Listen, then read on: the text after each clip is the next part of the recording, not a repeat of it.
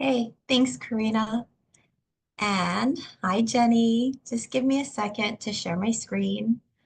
I hope you're all having a wonderful conference, and I hope that you enjoy this presentation.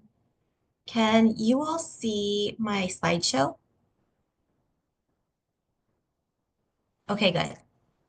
Um, our world is rapidly changing, and so are our users. It's safe to say that at one point in history, libraries held a monopoly over the access to free information, but it's rapidly changing.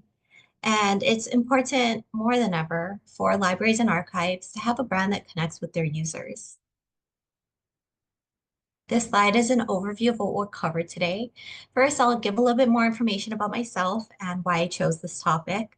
And then we'll go over brand basics so that everybody has the same foundational knowledge. Then we'll cover the steps to create a brand, how to strengthen existing brands, and how branding can work in the real world using something called style guides. And I'll close by talking about personal branding, and hopefully we'll have time to chat. Before we jump in, though, I do want to say that branding can be so nuanced and in-depth.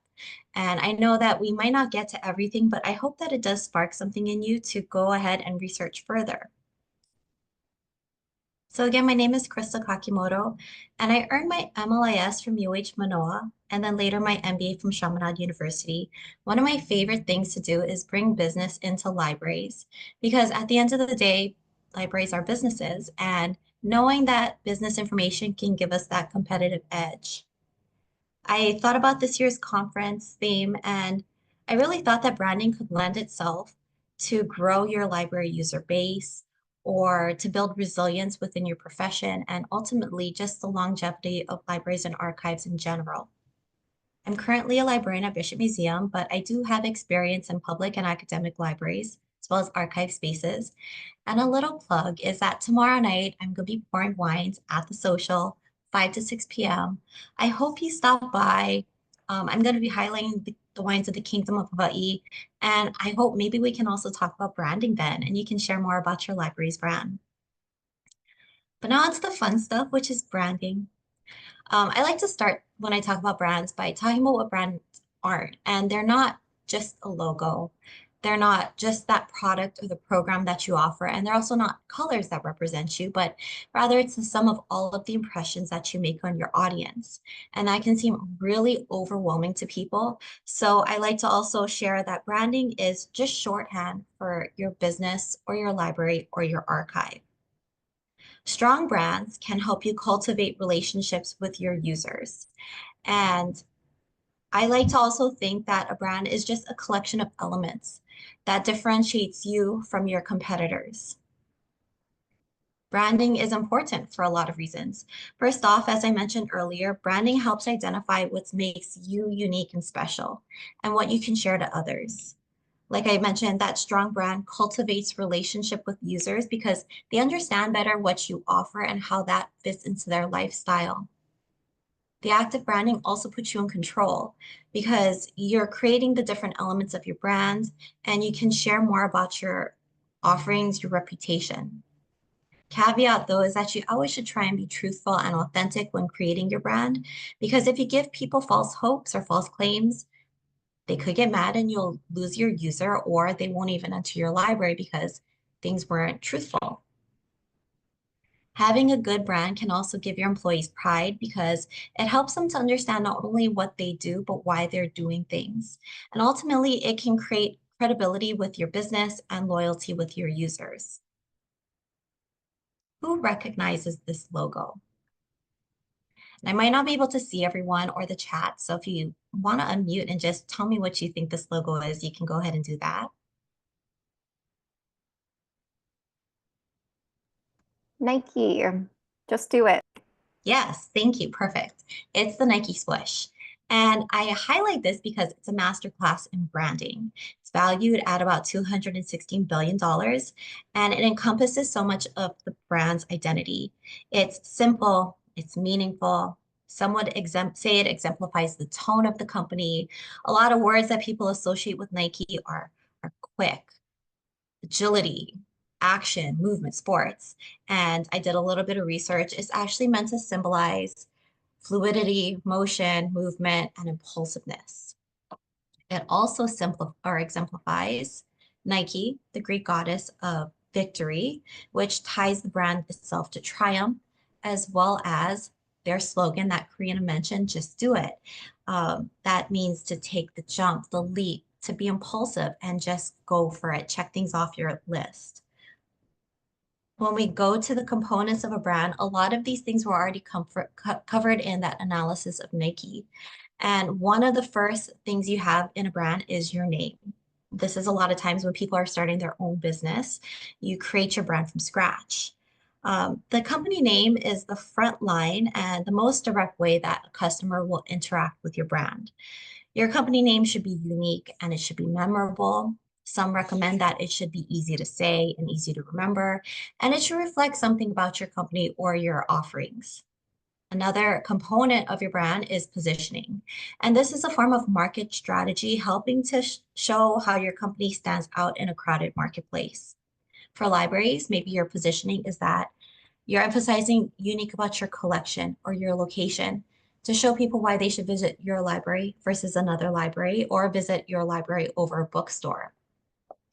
Positioning for an academic library might emphasize why visiting your library and speaking to a librarian would be more smart or maybe a better avenue to get help for a reference question or homework rather than just Googling something. And for positioning, you'll always want to be impactful. For this, you'll need to analyze your target audience and figure out what motivates them. Maybe you can divide all potential users then into segments. And you can divide people up based on their demographics, like their age or their income, or even psychographical things like their hobbies, their interests, their goals, and their beliefs. A really interesting rebrand of a positioning that I do like to point out is Nutter Butter. And they've rebranded to target Gen Z and Gen Alpha, resulting in very bizarre, very absurd social media posts. I want to share a couple here. So this is their traditional brand. It's emphasizing delicious cookies. It's very straightforward. But in their more recent clips, we have the Nutter Butter Man. He's just one of the characters that the brand is starting to create to speak to Gen Alpha and Gen Z customers. We also have Rio de Janeiro, which was a TikTok trend, and it's here right below the Nutter Butter Man. And finally, we have their Halloween post. And this actually outraged a lot of people my age and older because you can see that we have the peanut butter smears. It's meant to look like a crime scene. It actually ended up looking like other bodily fluids. And the thing to remember is that for people who don't get it, it's not because well, it's not meant for me or people older. They're targeting that specific segment and they're repositioning themselves within the market. What seemed like a gimmick in marketing has stuck and it's also translated to success, increased profits, increased users, and potentially lifelong people or enjoyers of Nutter Butter cookies. The next areas of the components of the brand are the visual aspects. And one of the first visual aspects is a logo. So just like with Nike, you'll want yours to be striking and embody the company's goals, mission, tone, and more. Who can guess which one of these logos might be for a preschool library? And again, you can unmute and just shout it out.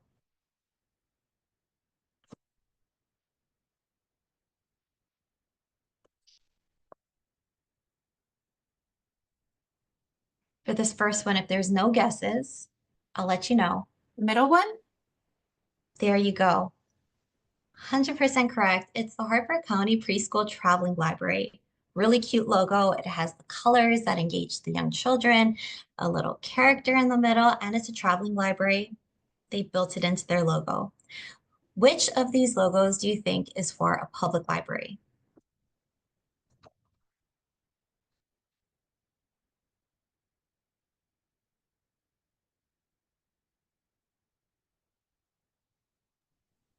Is there anyone or anyone in the chat? Lots on the left, and the Okay, star on the left. perfect. Northville Public Library has all of the offerings under that one roof and a lot of things for a lot of different people. And I think you can all guess which one might be for the academic library. So in this case, I wouldn't ask you which one it is, but why do you think it's for an academic library other than that it's the last one on the screen?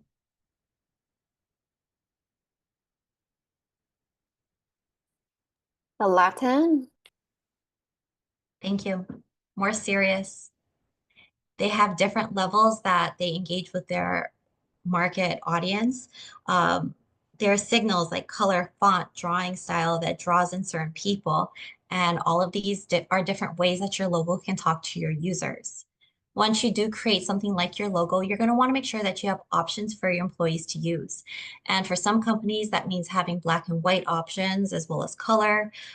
Something that I find really useful is making sure you have minimum and maximum sizes. So you're going to want to have that max when you're doing high resolution printing or web type publishing. You're also going to have your minimum because you're going to want to make sure that you have options for when you're doing brochures, social media, newsletters, etc. You're also going to want to make sure that your logo is available in different formats like JPEGs, PDFs, TIFF files, which are your high resolution options, and putting them all together in the style guide that I'll talk about later. Another aspect of the components of the brand is the palette. And colors can evoke emotions, which in turn can emphasize a relationship between the company and the user. Consistent color use is also really beneficial because you become more memorable and you make a lasting impression. For color selection, I like to recommend that you first research the different emotions that colors can evoke in people or the psychological effects that certain colors will have. And so some studies show that green has a calming effect, red is exciting, and then you'll select your primary colors of your brand, followed by complementary colors, just to make your color palette a little bit more exciting. And then the last step is to research the Pantone and Hex options for your colors. And that's really, really helpful when you're communicating with graphic artists or web designers. So I have an example here. This is from Chaminade University's brand guide. On the left, I have their core colors and they have actual names, Chaminade Blue, Moonlight, Quicksilver Gray. And then they have their secondary colors that kind of pop against their core colors. And below each of the names that they've given these colors, you see the Pantone as well as the RGB. RGB stands for red, green, blue, and that's just the different way those three colors mix together to create the color that you see. It's important to give your employees these different options because I used to work at Chaminade University, but I'm at Bishop Museum now. If I went to Susan, who's my graphic artist, and I said, I want Chaminade Blue for the background of this brochure, she wouldn't know what I'm talking about. But if I said, I want Pantone 286C, she'd know exactly which color I'm speaking about. And then she can then go into an outside printer and say, hey, this color is coming out kind of weird. We wanted Pantone 286C. And they go, we don't do Pantone, we do RGB. And she goes, okay, I'm going to translate that. This is the RGB color here. Another reason why I like Chaminade's color scheme and the way that they presented it on the web is that they also have their rationale built in there. They explain why they chose the bold colors and also why it's important for their employees to be branding. Next up, we have personality.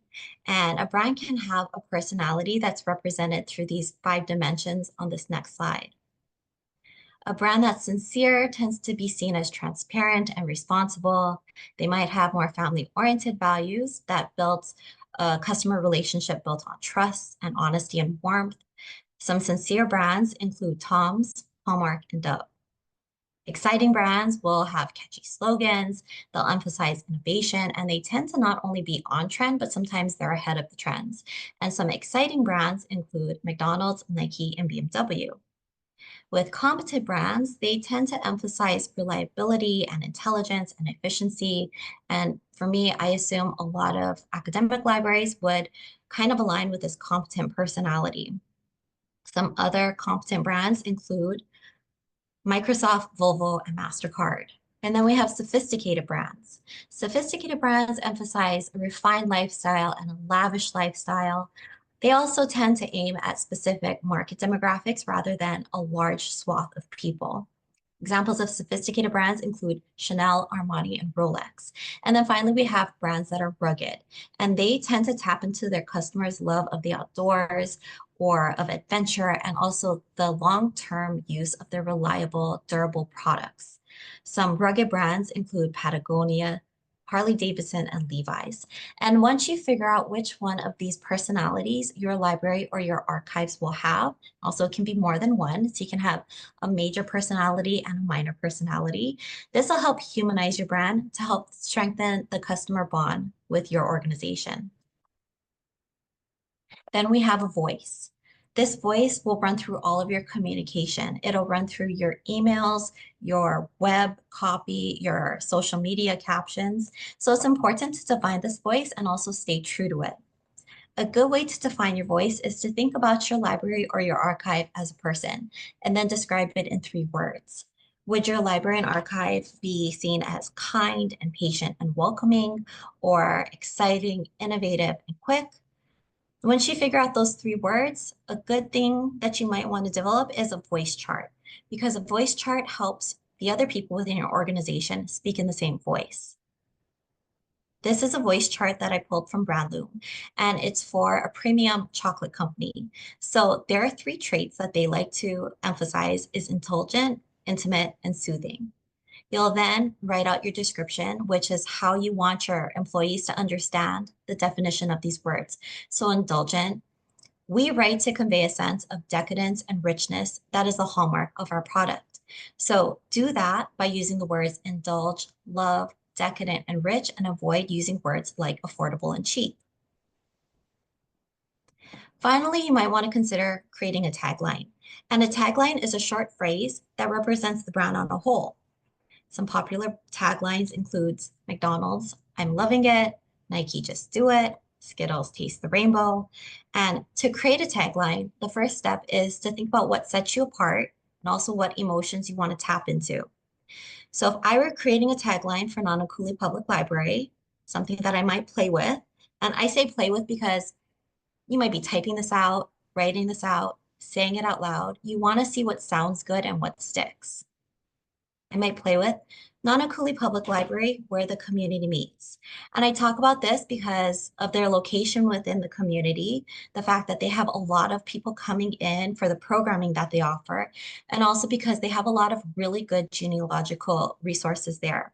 So it's where the community meets. I was talking about Sullivan Family Library. They're an academic library at Chaminade University, and this is just something your gateway to knowledge.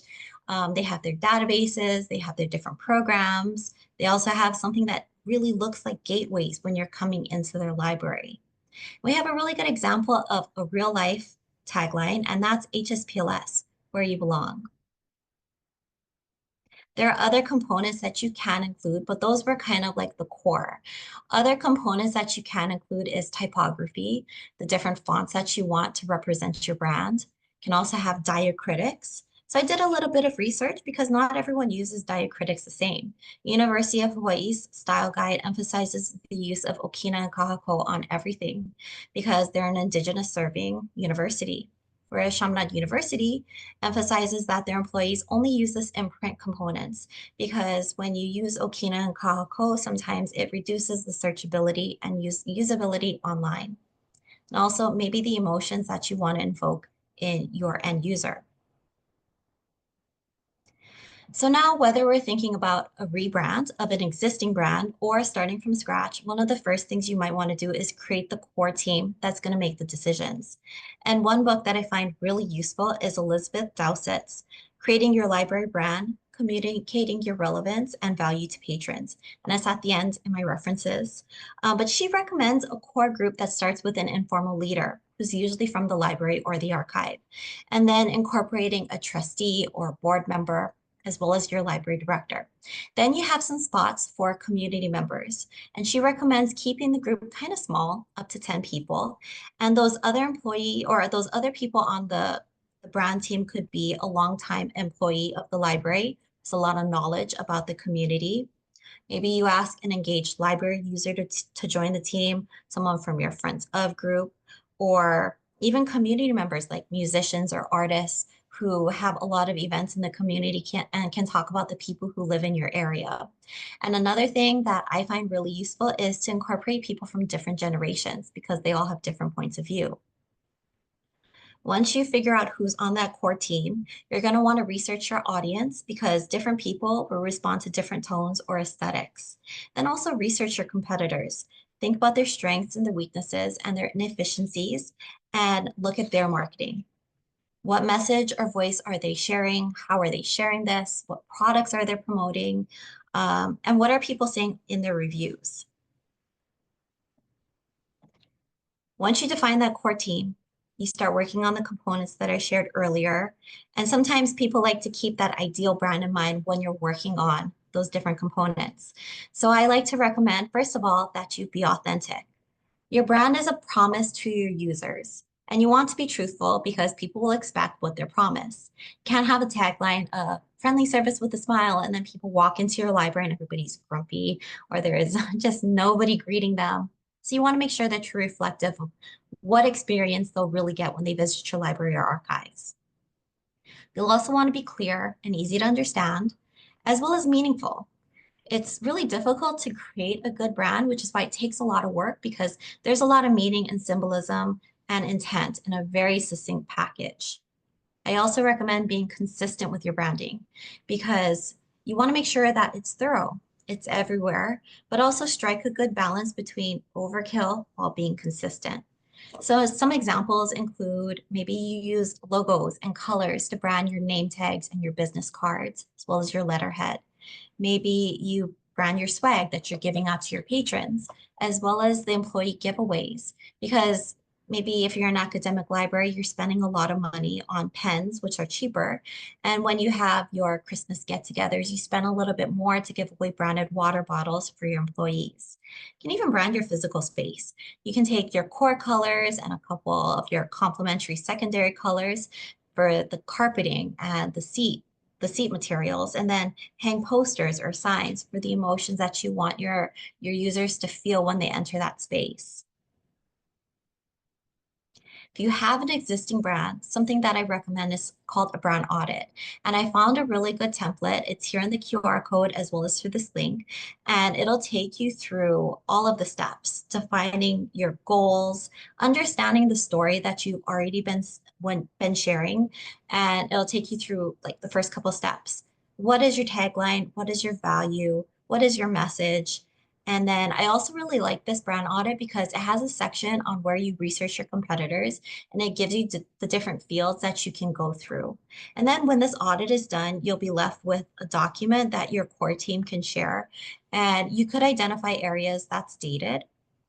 Like maybe when you're researching your logo, you realize, gosh, this was created 20 years ago, and we don't even have PDF and JPEG options. So maybe it's time to redo your logo.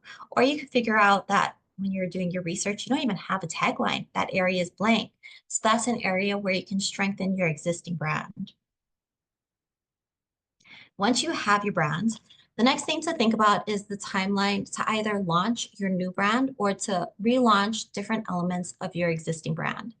Some companies find it useful to break down the launch into different segments, and this helps with education of employees and just making it more manageable, also reducing the stress on the end user. Like if you're launching a rebrand and everything looks different from your web to your social media to your tone.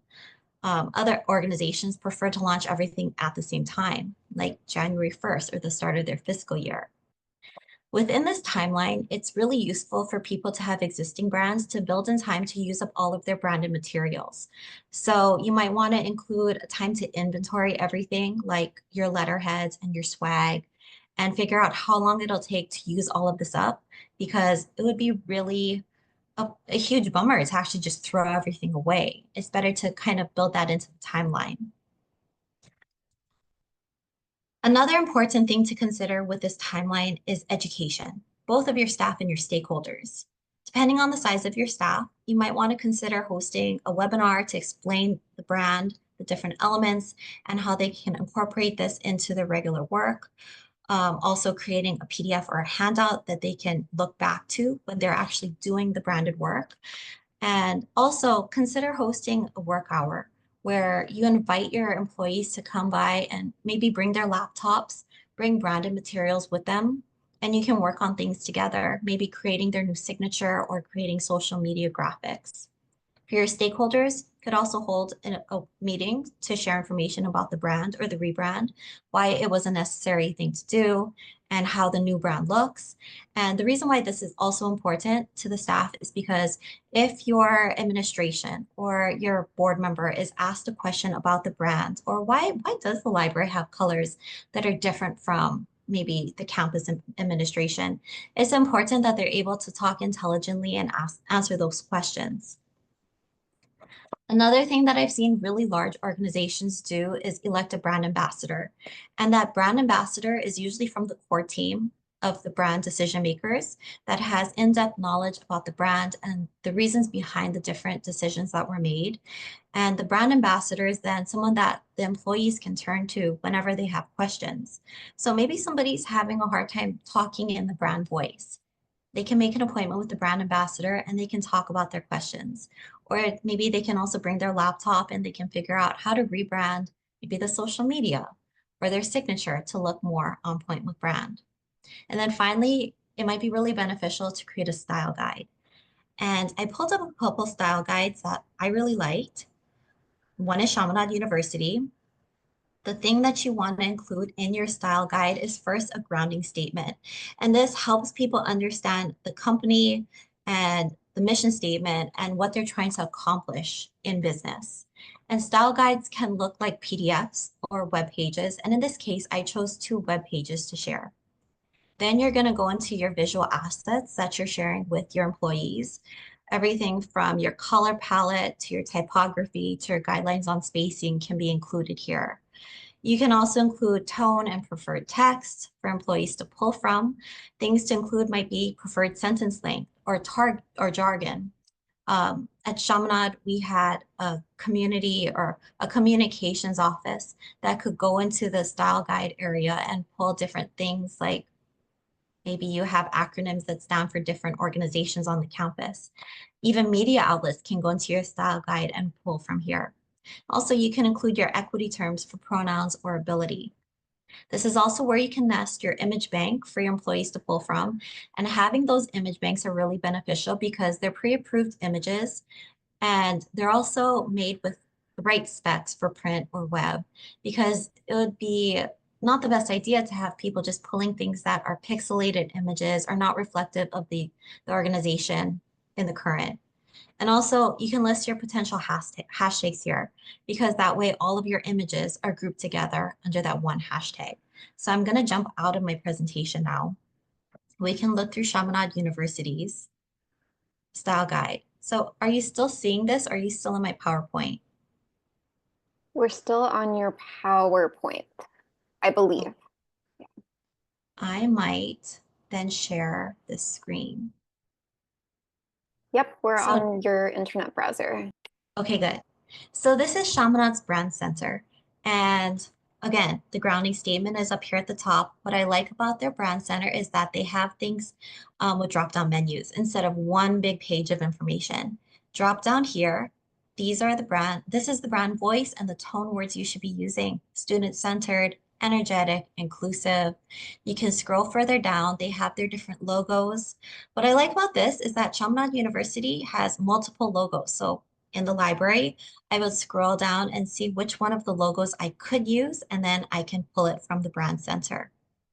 We also have our mascot here, typography that they want us to use, which is ITC Carlson. We have even things like phone etiquette. Um, Communication takes different modes. Brand extends to different modes of communication, emails, print materials, phone etiquette. They have their signature, Google slide templates, and video conferencing backgrounds. Okay, just to make sure, are you folks back into my PowerPoint? Okay, good. The next brand center that I wanted to share was HPUs. And I wanted to share HPUs because this was different from almost all of the brands that I'd seen online. UH does have really good brand centers. The reason why I didn't share it is because it's on multiple pages. So you'd really have to know which page to go into. What I liked about Chaminade and HPUs is that they're all there in one area. So back in HPU's brand guide, you have your marketing request that you can submit right here, making it really easy for people to submit a marketing request. Also signage requests.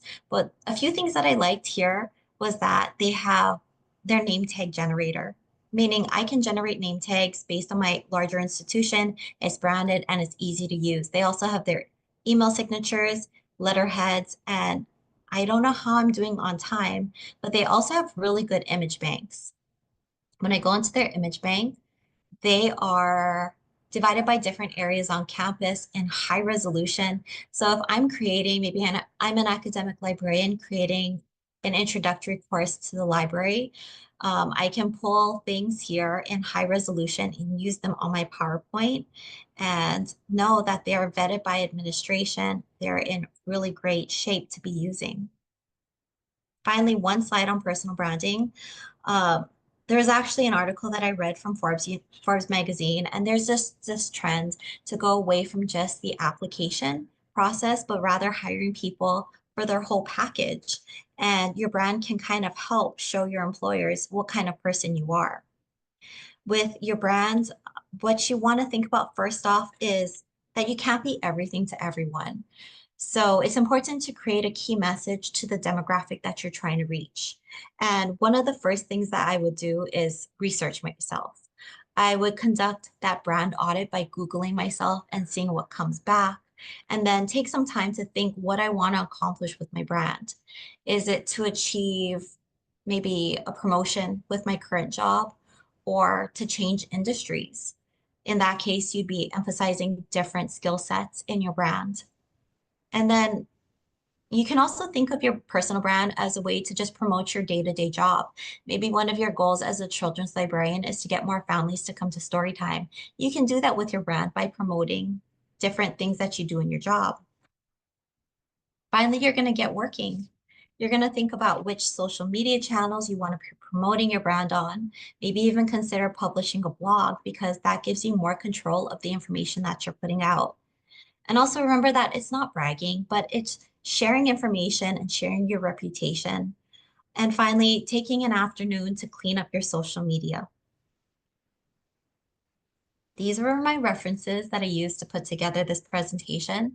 And this final slide has my email as well as my website. Um, and I think we do have time for some questions or maybe some chat. I will mention, Krystal, that while you've been talking, there's been a great conversation happening in chat, so you might want to check it out, related to what you had spoken about competitors and how we might think about that in the library realm. Some people were a little skeptical, maybe, about the existence of competitors, but we've been talking through different ways that people might approach that. So. Lots of interesting kind of ideas have been bounced around in Yeah, chat. I'm reading. This is great. I know a lot of times with libraries and archives, it's a very like welcoming, supportive environment. So you can't really think of like competitors as I want this other library to suffer, but you can think of it as what sets me apart from this other library because you think, okay, in my neighborhood, I have Waikiki Public Library, Kaimuki Public Library, and Chaminade University that I can choose from. So as far as competitors, you'd want to say, this is where we shine. This is where we stand out. And this is what people can expect when they come to visit us. Another thing too to think about is, I was just in Dr. Wertheimer and Stacy Aldrich's presentation about current political landscape. We can also think about just branding for librarianship. There's a lot of misconceptions about librarians and a lot of people who don't really understand what we do. So when I was at Chaminade, I used that as a tool. I use my brand as a tool to promote librarianship, what academic librarians do, and to just give people insight into the things that we offer. So sorry, I'm scrolling through the comments a little bit more. I And while really you're love Danielle's comment. Sorry, she talks about Barnes and Noble. It's true. What do they love? You don't have to think, what do I want to take away from my competitor? But you can tap into things that are speaking to their customers or the people who are spending time in their space.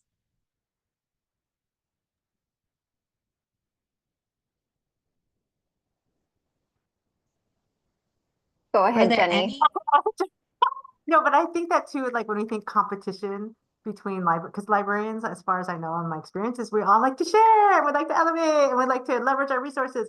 So, but it's really that perspective of, okay, like obviously in my law library, I don't have children's books. So where can I go? And, that sets me apart, right? Access to justice, law. But then I'm always looking like, oh, where can I refer people to? And so it's really about looking around and seeing, yes, it's the same thing that we're doing where we continue to refer people to the things that they need because that's what we do. We like to connect people with the things that they need, but then not really competition because that's a little jarring for us as librarians who like to share everything. But then also just really figuring out, okay, oh, what helps our community? And then what's, okay, so you could go there for that. And then but then I'm law, so refer people to me for legal stuff, right? But I love that. Yeah, Yeah, it's really great. Yeah. referring is so important. I do it a lot at Bishop Museum because archives community is so small. And I think there's a lot of people who come in from the community thinking, we want to have everything, but you can't be everything to everyone. So you have to figure out what makes you shine and have, I think, the intelligence and the humility to refer people out and to know what other people have and to hype them up too. Because if people, let's think back about like librarianship and archives on a whole, if people take their children to story time and they follow a children's librarian, maybe they'll understand more about what librarians can do for their maybe teen cousin. And it's this whole life cycle or this life cycle of libraries that we're building into.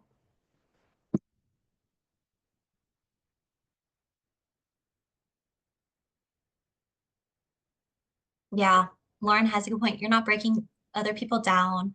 You're sharing again. I like to just think about it as, like I said, hyping people up, going to visit other libraries, seeing what they're doing that's good. Also, seeing what they're doing that might not be that good. So you learn from them. And I think HLA is a really good way to bring us together, maybe that we can help one another. So if you're seeing someone who might be struggling and you can give them that resource to help, we can also use this as an area to help one another.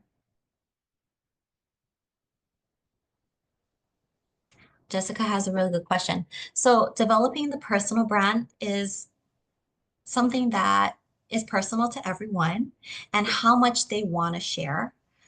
Resources or examples, one of the first tips that I would give is get online and see what other librarians are sharing. It might spark something in you that you want to share. I think our keynote from this morning is a really good example.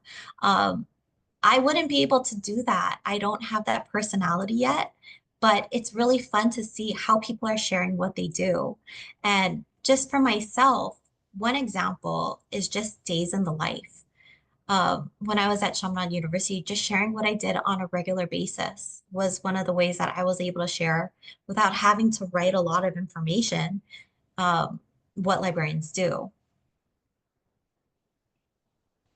I feel the same way as Danielle. She wrote thoughts about LinkedIn. Sometimes I look at it, but I don't really feel like I have things to share. A really great way you can share on LinkedIn is reposting stories or content that other people might find useful. I'm not really one to write on Facebook or LinkedIn, like about what I'm doing or things that I've accomplished. But a really great way to build value into your personal brand is to reshare information. So if you're a librarian and you're resharing a news article about the impact of literacy on children or 15 books that were banned, you're just sharing more content that other people might find useful. And another thing about social media that's really important, and it's also changing when I think a lot of us got on social media, it was just sharing information. But there's a really I think, important shift about engagement. And it's about liking things, commenting on things, resharing, reposting. That just adds value to your presence on social media. Okay, so I love LinkedIn and I'm not like whatever. I don't subscribe to them because you can have that free thing, but I really enjoy LinkedIn for that business, like the company professional life. I think it's really helpful. I think because I'm old, I mean, sorry, did I say that? Oh no, I'm being recorded. But anyway, when I first ventured out into social media, right? So I would do personal stuff on my personal media. And then I think of LinkedIn as that border where I do mostly 98% is professional. And so I find that the people that I interact with also are doing 98% professional work related stuff. And I kind of like that divide. Like I like having like my personal space and then I like having the online professional space. And I find a lot of library people there. So just FYI, I'm there. If you're on LinkedIn, let's connect. Okay, bye.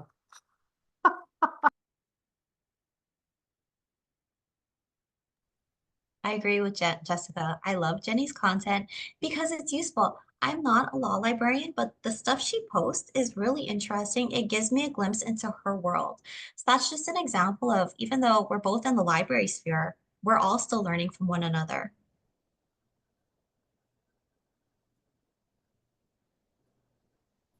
One question, Krystal. So you've shared some examples kind of from academic libraries, from Chaminade, the institution that you used to work at. I know that you're currently at Bishop Museum. So can you talk a little bit about maybe like the change in branding guidelines and how that's been for you in adjusting? It's an excellent question. Our brand is not as accessible at Bishop Museum. So that's one of the things that I've learned. And that makes me think our library can do a little bit more to better define its brand. Another transition that I experienced is the type of work that I do doesn't lend itself to sharing on social media at this point. Just because at Chaminade, it was an established role, and I was able to say, hey, I am giving information literacy. Take a selfie with that. I am attending a club. I'm a supervisor for a club. This is what an academic librarian does. But at Mission Museum right now, I'm doing a lot of behind the scenes work. It's a little bit more sensitive. So I want to get to the point where I can reshare information about what I'm doing. Um, our brand is also really different at Bishop Museum because we've gone through a lot of administrative changes. You know, our CEO, we're going to be hiring a new CEO. So that's another thing that can affect your brand is administration. They can dictate. We've actually gone through two color changes. We were a blue brand and it changed into a red. It's an example of why maybe a brand ambassador might be a good idea or that style guide would be really helpful. So it's been interesting working for different brands. Thank you so much, Krystal. And with that, we are at the end of the session. Uh, to you, Krystal, thank you so much. And to everyone that joined, thank you for participating in Krystal's session. Please take a few moments to provide feedback on how this session was for you. That evaluation link is in the conference schedule. And we do hope that you enjoy the rest of the conference. Have a great day. But Thank thank you. program. Thank you.